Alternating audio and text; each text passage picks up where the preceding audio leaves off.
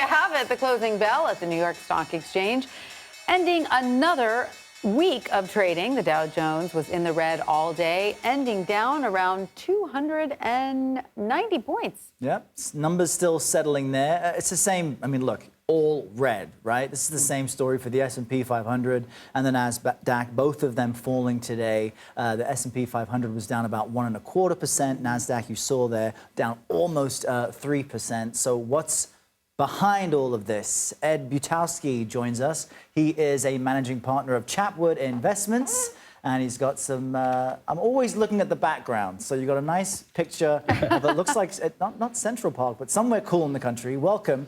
Tell us what was driving the market today? What was pulling us back? Well, I'll tell you, this market has been all over the place, and it's not surprising that the market was down today because you're starting to see earnings momentum slow down, and that could be because of the economy. It could be because of a number of different reasons, but you're definitely seeing earnings momentum slowing down and the forecast for earnings growth getting a little weaker, which is going to bring the market down. So we've had a really nice month and a half, but we're starting to see reality kick in. And the reality is that we have high interest rates and slow growth in the economy. And because of that, we're seeing slow numbers on earnings. And also something else to remember is that, the market is not just the U.S. stock market. It's not just the U.S. economy. 44% of the earnings growth for the S&P 500 companies comes from outside of the United States.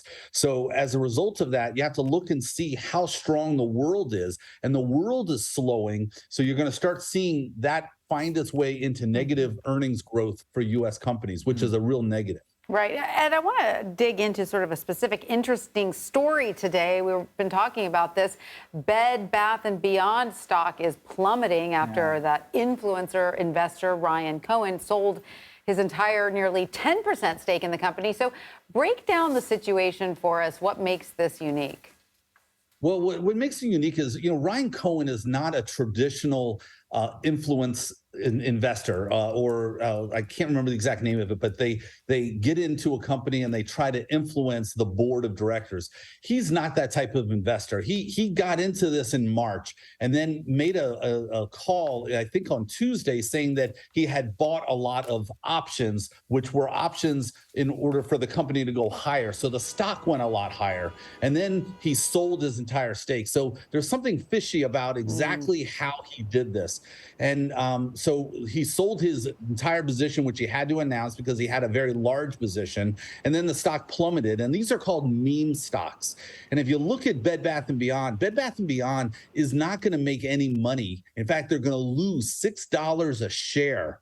But what you have is you have 41% of the stock shorted, meaning that people have shorted the company and want it to go higher. Could Ryan Cohen then be accused of market manipulation?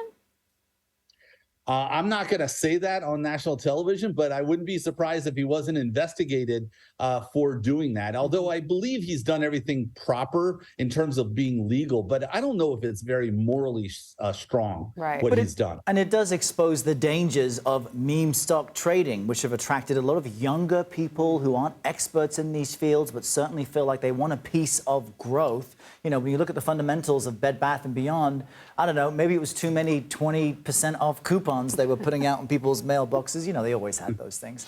But for people who are uninformed, quite frankly, on what the fundamentals of companies are, there are real risks here. Yeah, there are. In fact, you had 100 million shares trade hands. I believe it was Wednesday, but there's only 80 million shares outstanding. That means that these young people, or it could be hedge funds, actually traded many times multiples of the shares that are outstanding.